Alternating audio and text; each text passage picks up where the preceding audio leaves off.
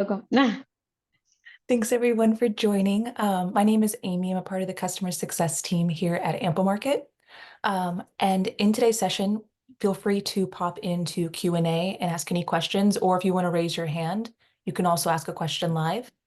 And I'll be kind of helping monitor the Q&A aspect. But I would like to pass the torch over to Anna, who will be hosting today's session. Hello.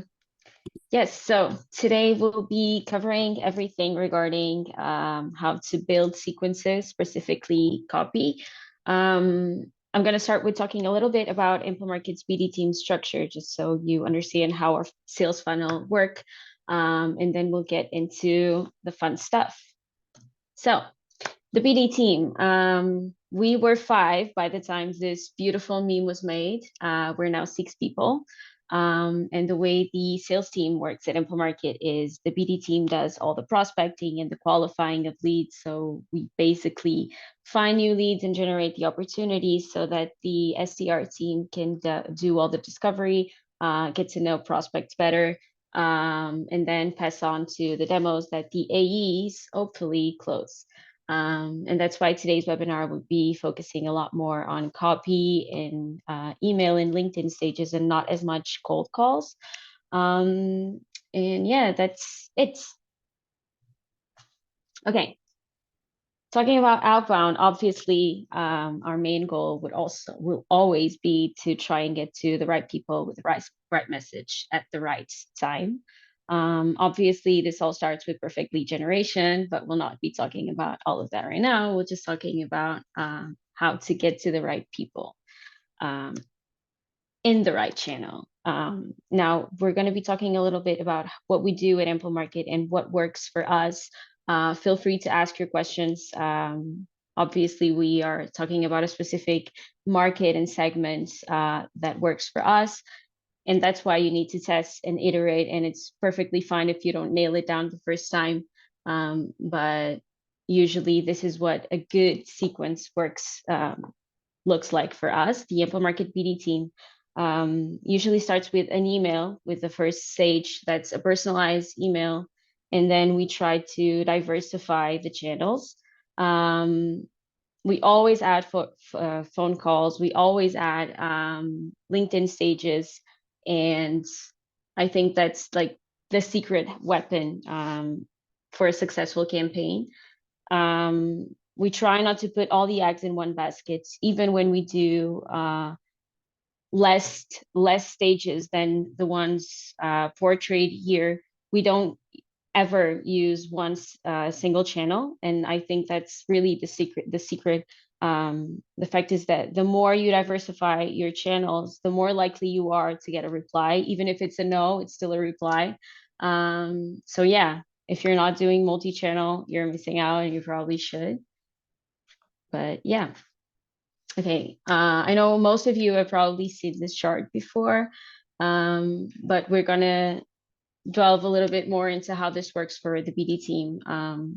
The first stage really kickstarts the whole relationship you're about to have with your prospect. So the first stage, the first email should be as personalized as possible. We start with an email, and then from there we kind of change how things go, and that's perfectly fine if you don't have like a totally set structure and you change things. But usually we start with an email for the simple reason that emails are very easy to track. Like it's very easy to see what kind of engagement you're having. And it's really easy to make sure that your email is tailored. Okay, the second or third or fourth stage for us usually is either a LinkedIn step. And we usually add LinkedIn steps, either like a connection request with a note or just a message or just a frictionless bump. It could be, I don't know, just a LinkedIn post interaction or a profile visit, something that tells your prospect that here I'm human, I'm interested in knowing what you're doing, something that feels a little bit organic. And then when we go back to something that is a little bit more intentional, in the follow-ups, we always try to add value.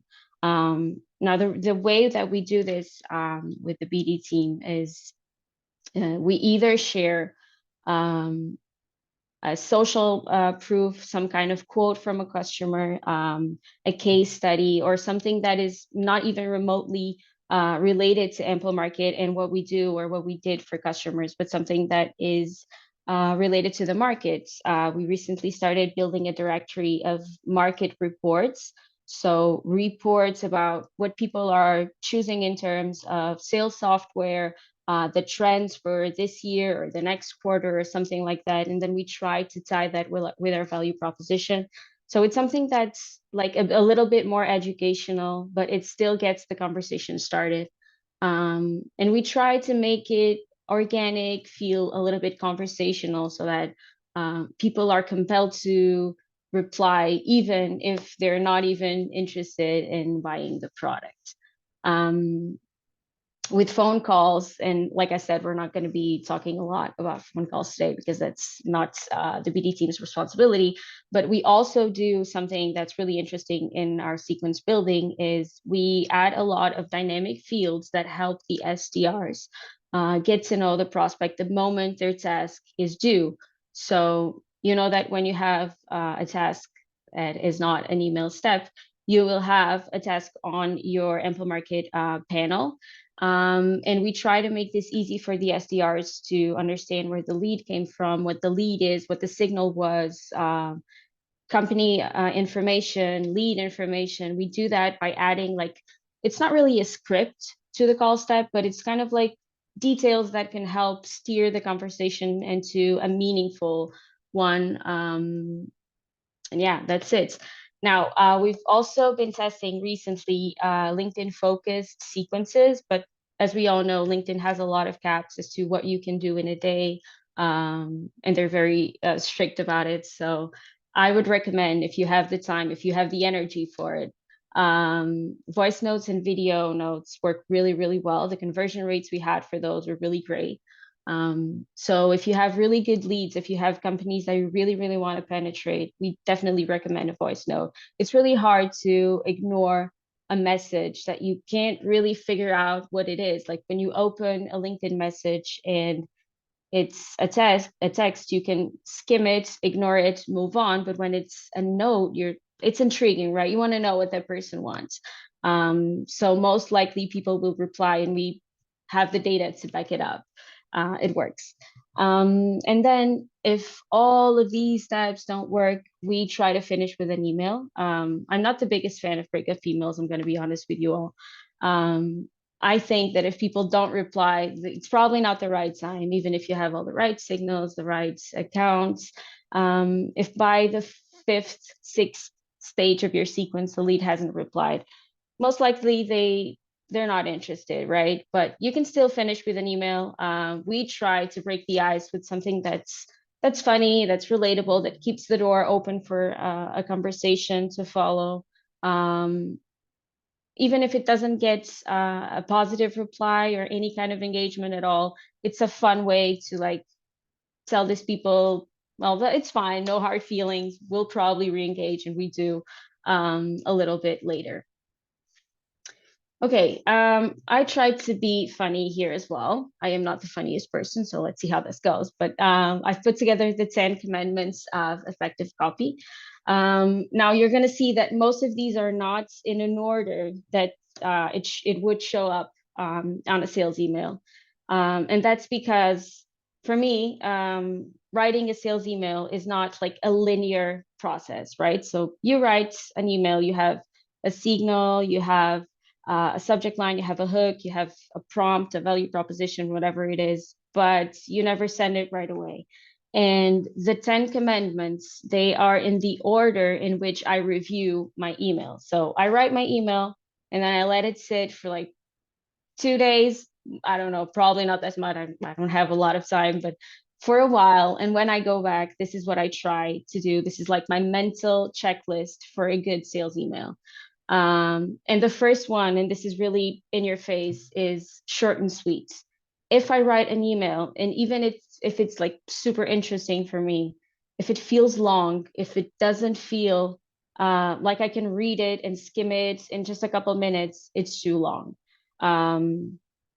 If you're doing outbound, you're probably reaching out to a bunch of decision makers, so people that are getting a ton of sales emails by day. We've all seen this on LinkedIn. People are posting their inboxes, and it's scary the amount of sales emails that these people get. Hence the opportunity and the importance of cold calls. But you need to make sure that your email is short, that it's super easy to read, that it's super funny, quirky little thing that you look at and you want to reply, and you don't feel overwhelmed by the large sentences, the complex words. So all of that, cut it out, no fluff, straight to the point, something that's relevant. And then effective storytelling. This is hard to do when you're just cutting out all the fluff, I know. But a good email needs to feel like a good story. And in your story, you always have the hero, the villain, and the hero always needs to be your prospect. It shouldn't be you, it shouldn't be your company, it shouldn't be what you do. The hero needs to be the person you're writing for. You need to be fixing the challenges that they have, but they need to feel like they're the hero. So you shouldn't be saying me, my company, Ample Market, my product, my software. It should be, you can do this, you could achieve this, you're probably fighting with this. So the more use in your company, right, the more likely you are to get your readers' attention. If you start all your sentences with why, with my product, with my company, you're bound to mess up. So yeah, that is it. And always keep deliverability in mind. Now, at the BD team, I forgot to mention this, but the six of us, we have areas of responsibility. We have one person in the BD team that is the deliverability mastermind. What he does is he goes about figuring out what of our mailboxes are landing in spam, how much volume we can send with each mailbox.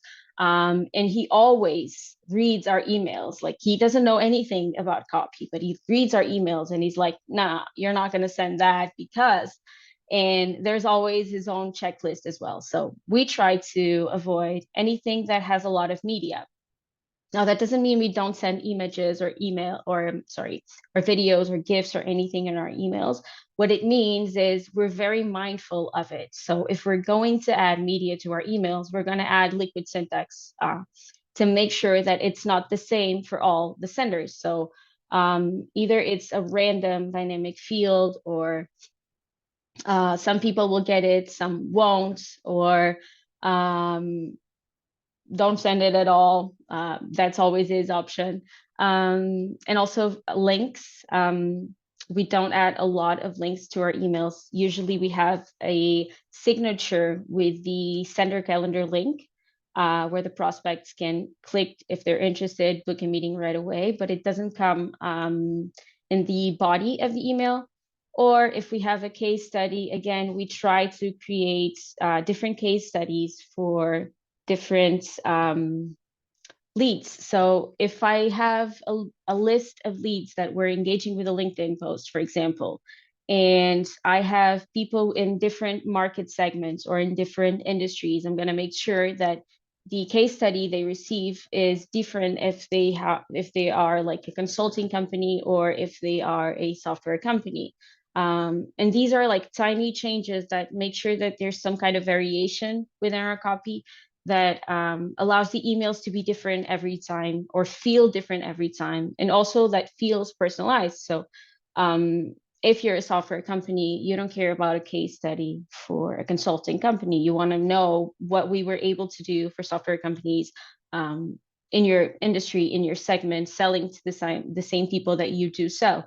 So that's the kind of thing that might take a little bit more time when you're building your sequence, but that it definitely pays off in the long run, that creates variation, that keeps your mailboxes safe. And in the end, it doesn't matter how good your copy is, if you're not protecting your mailboxes, it's not the best scenario. Yeah, still regarding social proof and assets, like I was saying, we try to have different things added to our emails. So not only social proof case studies that we have on our website, but something that feels personal. Like I said, we have a directory of market reports, interesting news, stuff that feels relevant for our ICP and that our leads are likely to relate to. Either it's like something regarding a problem that we fixed. Like I remember last year when this started, people were doing the shift to the value-based selling, and everybody was talking about consolidating software and reducing costs because we're in a crisis. Yeah. So we were sending a lot of things that were related to that, like news, reports by Pavilion, by RepView, by a bunch of different vendors. So it didn't feel like we were just pitching. It was we were just saying and stating the issues that other people already confirmed exist. And most of the time, your prospect is aware of that. Don't be fooled that they're all in the non-awareness zone. But it's easy to start a conversation when there's common ground, and that's a really fun way to do it. Um, and then social proof, again, we always try to make sure that it's relevant. We have a lot of case studies on our website, but that's not all that we use. We actually ask the design team to create different like snippets of those case studies that we can send and that feel pretty in an email. And that even if we send the same social or case study to those leads, they will probably get different images. So the algorithm by Gmail that is trying to screw us all, bulk senders, will not be able to identify it, and it will always feel different. It will always feel relevant, and most likely organic. And I think, yeah, that's really helpful. And then adding value, again, it ties up to what I said about the social proof and the assets of your content. But yeah, adding value, and something we've been testing is having a first follow-up, so a first email, either if it's like the second stage or the third stage of a sequence, having a second follow-up that is pretty much the first stage of your sequence, but in like set in a different way. So even if your lead open your first email and they didn't reply, most likely they probably just didn't get what you were trying to say. So you can ask some kind of AI to like rewrite it, make it simpler, probably add a little bit more information that you wouldn't add to your first email. And a really cool trick to do this is you take your email and you like divide all the parts of your email and think about other ways you would say that. Like, if this is my value proposition, like in a nutshell, Ample Market does lead generation, sales engagements, and buying intent signals. If you could take that part of your text, think about how you would say it in a way that feels different. That is stuff that you can use in different stages of your sequence that will feel different, and that, again, the algorithm won't be able to track as like repetitive contents in your email. Yeah, that's it. Call to actions. Now, this is really, I love writing call to actions. I think call to actions are really what makes or breaks an email, the way you end that communication. And when I started writing cold emails, I did something really stupid. I would always ask people for time, and I remember that Barbara and Molly, they were in the BD team back then. They always said I couldn't do it, and I was like, why can't I? Isn't it like straight to the point? But the fact is, we can't be super assumptive in our emails, even when there's a signal that we were able to trigger, like a hook that told us that this lead is probably ready to buy.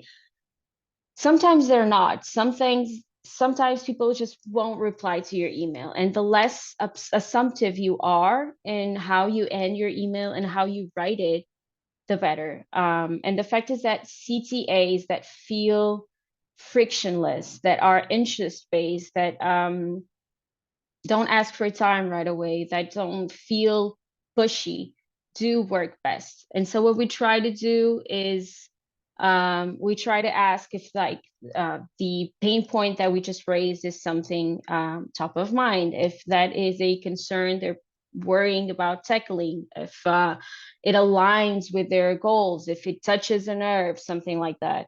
And it works. I think we have a few blog posts about this that are really, really helpful if you want to take a look at those. But yeah, call to actions definitely make or break the email. Again, easy to understand. This is, for me, it's really easy because English is not my first language. So I tend to use very simple words, but I feel like this is a common mistake as well.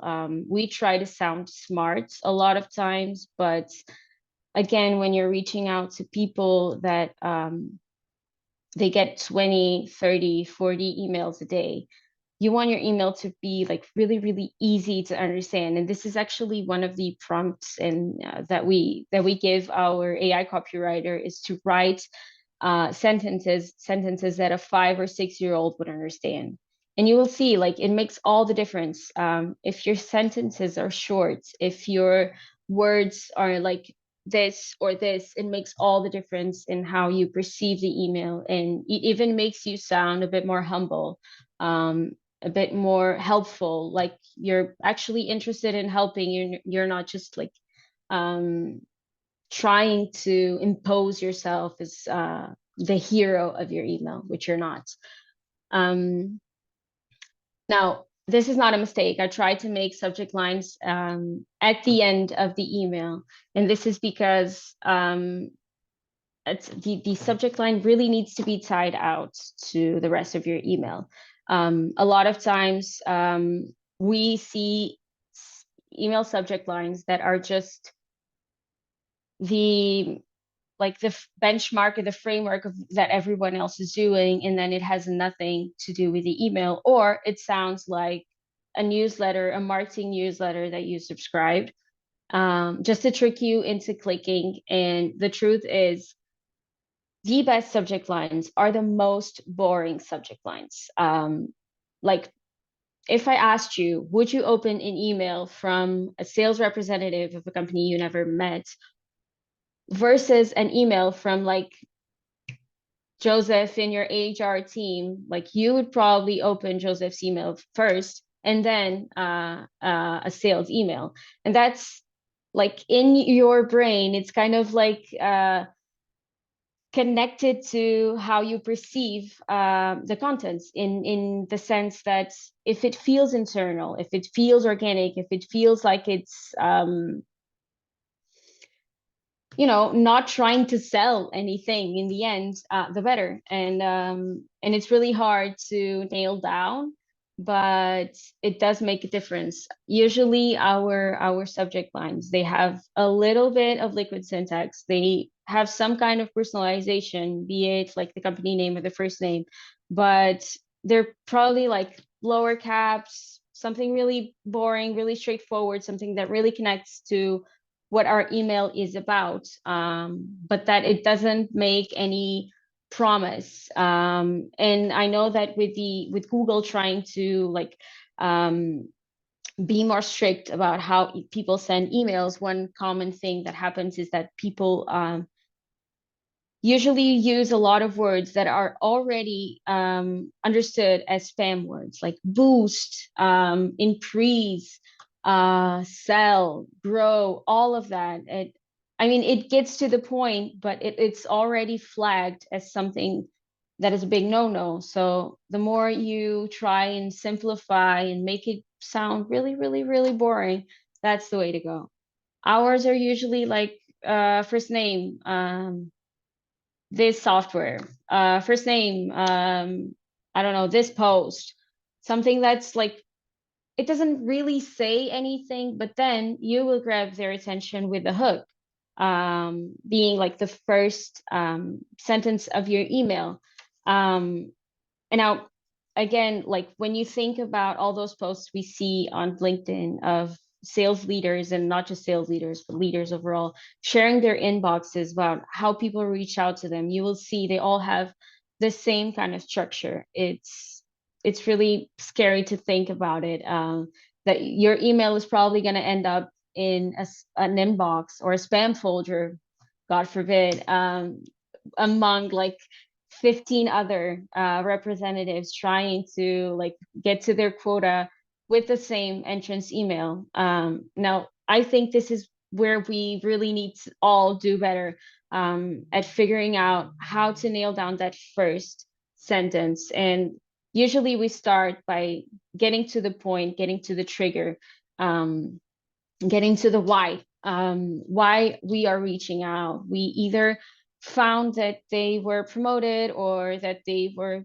taking part in an event, or I don't know, that company was mentioned in a specific bit of news. And I think that's where it really makes the difference. Like if you get to the why, to the reason why you found that people, the reason why you decided that that lead is your go-to person, the better. And again, it ties down to how good your lead generation is. If you're just doing spraying and praying, you will most likely not have a why. The why will be super general, will be, well, I want your account in my clients list, and that's, well, not ideal, right? So nailing down lead gen will help you finding out this why and this trigger and this hook better. And then, yeah, this is the final commandment, probably one of the most important ones. It's to iterate. It's to understand how to improve. Obviously, there's like no secret sales recipe to make your email the best performing email. And I don't know if we'll ever get to 100% reply rate and 99% open rate, but we need to iterate, right? If we create a sequence and we understand that our email step is not converting as it was supposed to, maybe we need to adjust the copy. Maybe we need to make that a later stage of our sequence. Maybe we need to refine the persona. Maybe we just need to do a little bit of research on what went worse there, and double down on what went better. Usually when we try a new signal, we try to create two different paths for the same set of leads. So we have the same persona, the same trigger, and two different sequence templates, so that we can know for sure which way works best. And yeah, sometimes it's not as clear, but the more you iterate and understand what people are responding to, what people are not responding so well to, you will understand that better. Now, I know we will have another webinar with Miguel. Miguel is the Master of Analytics here at Ample Market. He will talk a little bit more about how to analyze and iterate on outbound strategies. So I will not dive too deep into this, but yeah, that was it. Now I'm gonna have a sip of water because I get a little nervous talking to people. I'll quickly hop in here. If anyone has any questions, feel free to pop into Q&A. Or if you want to try to ask live, there is a raise hand as I'm raising my hand, and you're welcome to talk to us live.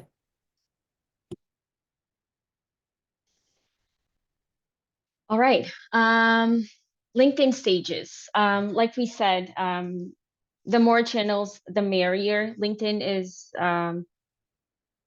really where people are, right? I mean, I talk for myself. Sometimes I'm on LinkedIn on weekends and I'm interacting with posts, and that doesn't necessarily mean that I'm ready to buy anything, but it means that I'm in the awareness stage of things. So I would say that having having LinkedIn stages in your sequence is really the best way to be with or where your prospects are. Now, we usually add LinkedIn connection requests or LinkedIn visits to our sequences to make them sound more organic. In the middle of a random sequence where we don't even want to have like a LinkedIn message or anything, we will have a LinkedIn profile visit or a LinkedIn like best post, just to add a little bit more of a human feel to our sequences. But then again, this is something that we need to be very mindful of, depending on if you have a basic LinkedIn account or a premium or SalesNav account, you will have different limits of how many tasks you can do per day. What we do to circle around this is we make the tasks that we are okay with skipping skippable in the moment that we create the sequence. So you have that little checkbox, or we make them possible to run for like 7 or 8 days so that they create a queue that will not be super clogged. Like the stages will be able to run smoothly. Your sequence will not be stuck at that stage. And you'll be able to touch people or skip it, whatever you want. Be it as it may, you have a lot of different possibilities in your tasks. Sidebar that you can edit and iterate as much as you want.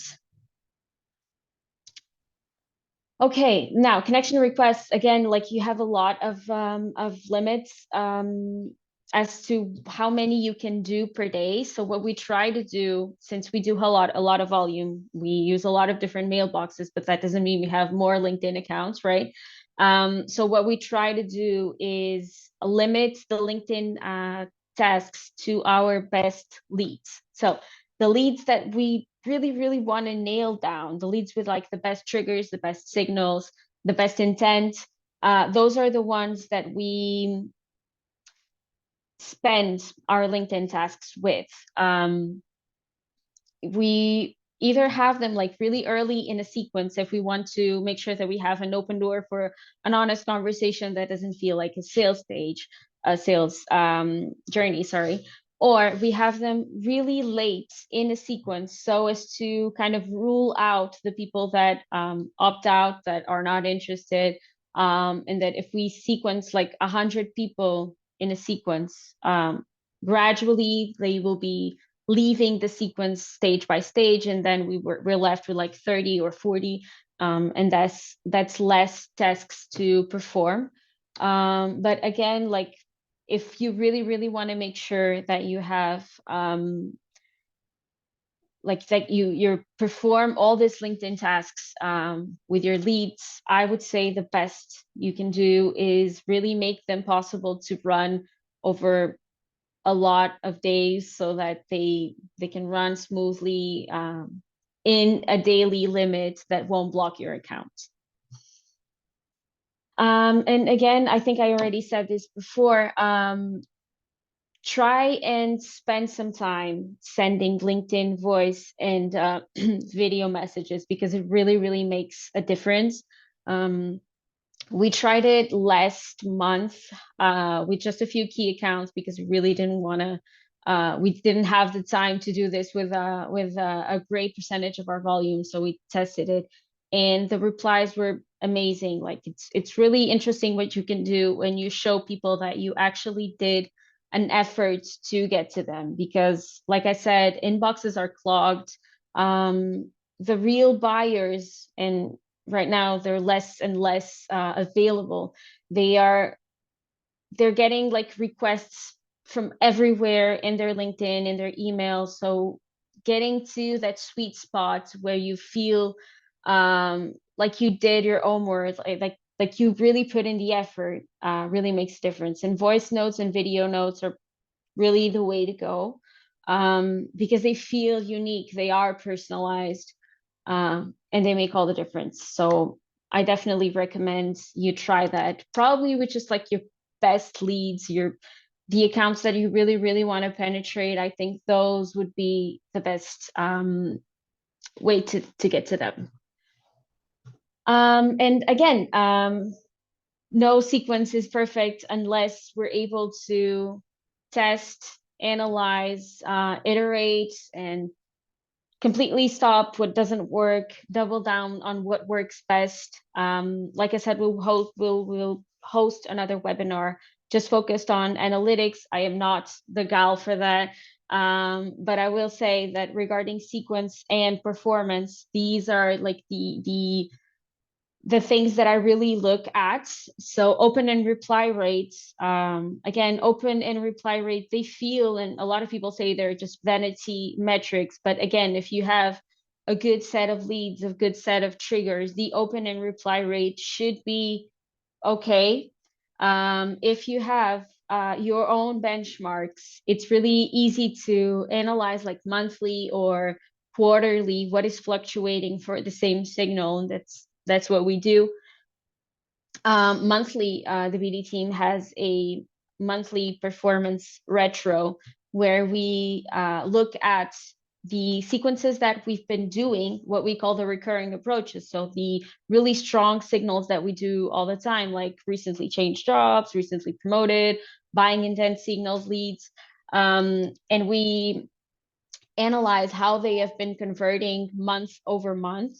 And if they're trending, but well, if they're trending up, that's great. We don't want to mess with that. But if they're trending below, we need to see like what change are we applying different personas? Is the copy converting worse? And I'd say that probably once a month, it's okay to go back and do this analysis as a team or on your own and see how you can improve. Uh, and that is it from me. I will leave time for questions. I was really nervous because I timed this to be like 1 hour and it's 37 minutes in. So feel free to ask anything you want. Yeah, there is one good question here. So Aaron asked, is there an average amount of touches for when a prospect responds positively? Yeah, we usually have like 4 emails in a sequence, and in between those emails is either a call step or a LinkedIn message.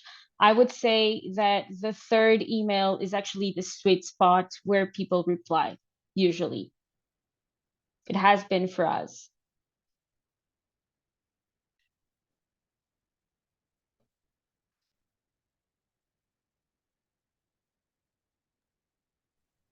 All righty, another question. So how many leads do you have to generate per month at Ample Market? And do you always reach your target?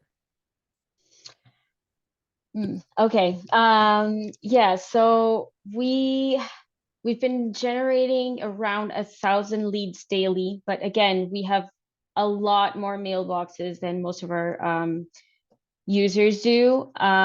Usually we get to where we want to be. This quarter, we were a little below target, but still good in ARR. So yeah, that's it. I would say monthly, it's a lot. I don't know, like 1,000 leads a day.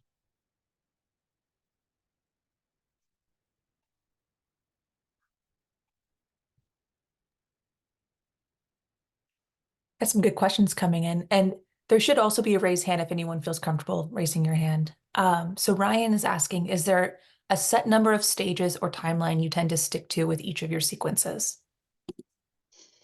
Yeah, we actually tried to do this. We created like a template sequence where we would have an email, a call step, another email, a call step, a LinkedIn step, another email, call, and email. So it's usually 4 emails, 2 to 3 calls, and 1 or 2 LinkedIn stages. Does that answer? Is it confusing?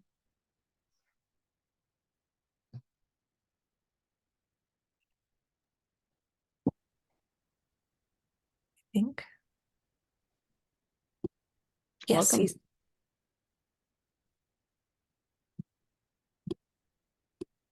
we had someone say 1,000 leads a day.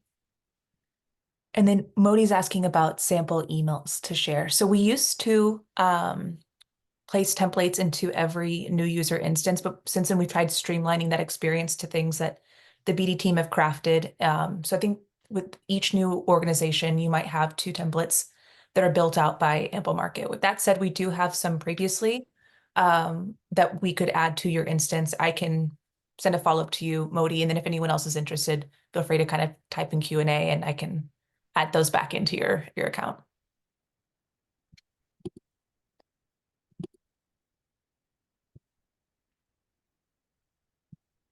Can you tell us more about the phone calls? So I can help with that one. So our BD team, they really help more on LinkedIn and email channels. Phone calls would be more specific to our sales development team. But if there's anything specific you're curious about, let us know. And then that way, as a follow-up, we can reach out and give you some more insights there. So just let us know, Danny.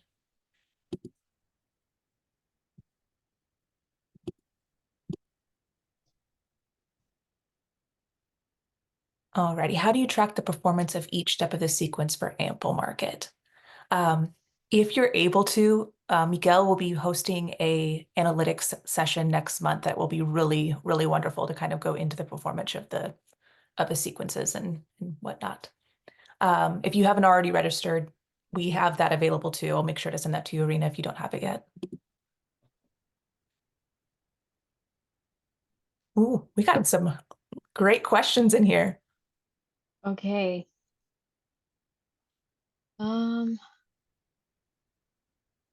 Which one is not okay, with adding LinkedIn stages restriction volume, LinkedIn has restrictions. So if you want to send it, okay, yes. So if you want to add like 100 LinkedIn steps, I would probably say if you have a SalesNav account, you will have like a cap of 50 tasks a day.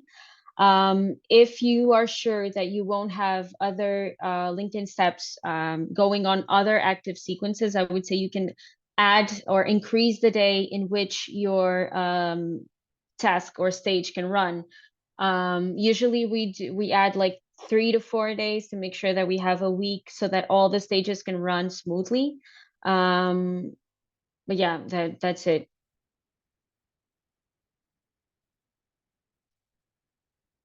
Does AI copywriter work in other languages than English? I think so, yes. We usually only test it with English, but I think so. When we usually work, we add greetings for the country of the lead. So I think probably the rest of the copy would work in other languages as well, but I'm not sure. Amy, do you know about this? So yes, as long as you give the prompts to indicate the language, it can. It can't support multiple languages. So if you're doing a play and let's say you're targeting both French and German markets, you might want to split them up and then make sure that you're doing them specifically so it understands from there. And then we are working on the future, hopefully future state where you almost have like battle cards where you have AI prompts for specific XYZ. So in that scenario, language A and then language B and then so on. But that would be the current state.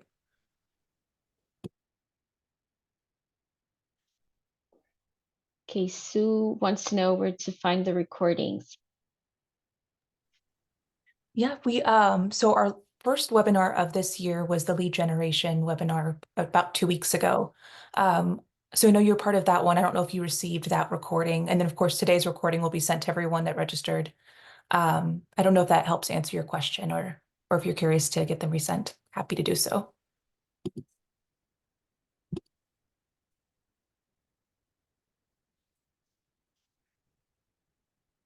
Yes, happy to resend to both.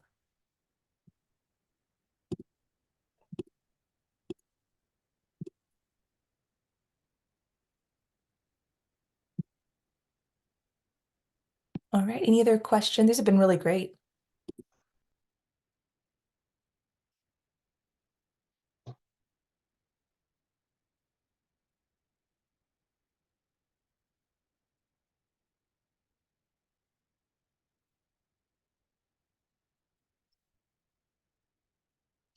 Did we miss your question, Erin?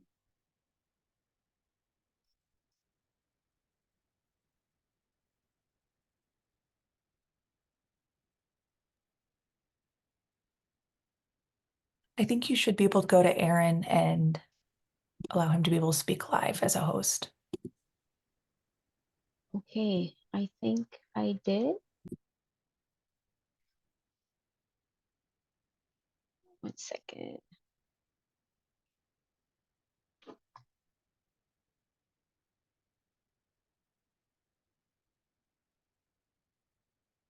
Ah, okay. Erin, I think you can speak now. Yeah, can you hear me? Yeah, perfectly. Sorry. Awesome. Okay, thanks. So yeah, trying to think of like how to ask this question. So I'm thinking about reaching out to prospects is like, you have one way is like an account base with like hyper personalized messaging, doing research on an individual, on a company. So you have that aspect, and then you also have, separate as, like, mass, scaling that up, using templates. And I'm I'm struggling in my mind to like see where those two pieces come together in like the Venn diagram of, templated outreach, but is also personalized, like how to personalize, um, I guess effectively, like at scale. Um, if you could maybe give some like examples on how you approach that, like maybe what those numbers look like in terms of like how much time you're spending, um, researching one individual, maybe putting that information into an email to them, and how many folks are actually like included in a sequence where you're doing that kind of activity. Like, are we talking like, are you doing that type of personalization for like 50 people? Is it hundreds? If you could just, maybe give some context to that. Yeah, absolutely. So we're not doing key account or account-based motions at the BD team. We're doing a lot of scaled stuff. So the way we're scaling and we're personalizing our emails is based on signals, based on lead level information. So like a lead trigger, like a lead that recently changed jobs, or a lead that was interacting with a content that we found on LinkedIn, or attending an event, but not as much tied up to account level data. Like, I'm not sure if that answers your question, but it's personalization based on trigger at this point, and not as much like on key accounts. But I would say you could probably combine the two. Like if you have a list of 20 key accounts, you can create a search with those key accounts, and then add signals or triggers on top of that search. Do you think that would work for you? Um, so when you say triggers, what? Yeah, so they changed jobs, or I don't know, they got funding, something like that. Okay, And the AI copywriter could probably help you write a really, really tailored first stage as well. okay, okay. Yeah, I think that makes sense, and I think that's probably why I wasn't understanding, because that I think that's like a little bit more broad than what I was imagining. Um, so okay, yeah, that makes sense. Thanks. Okay.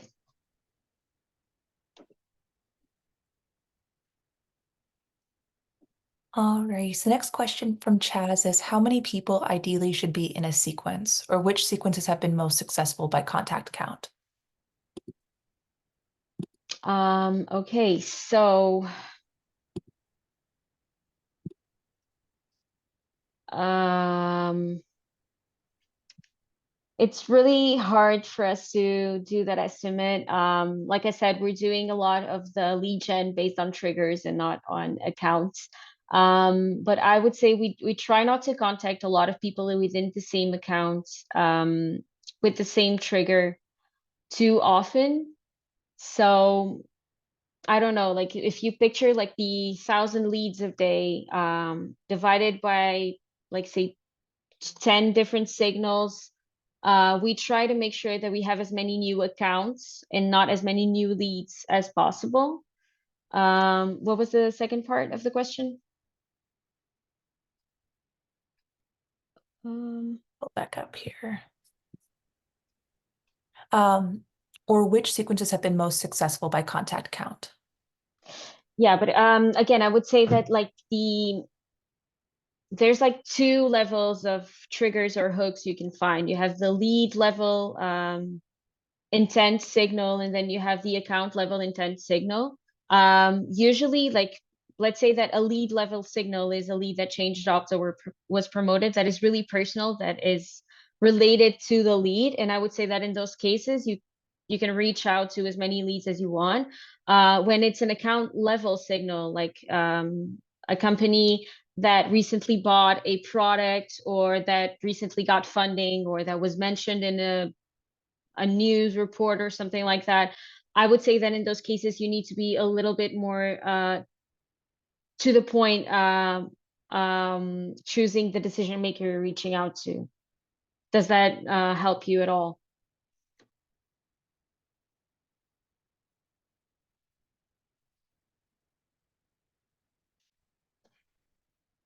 Okay, I'm gonna assume it does.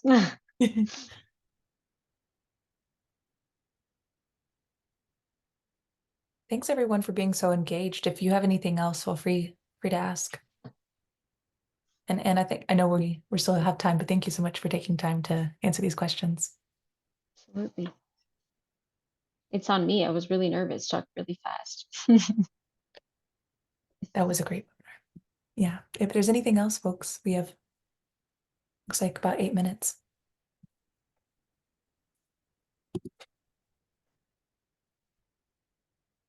All right. Well, thank you so much for your time.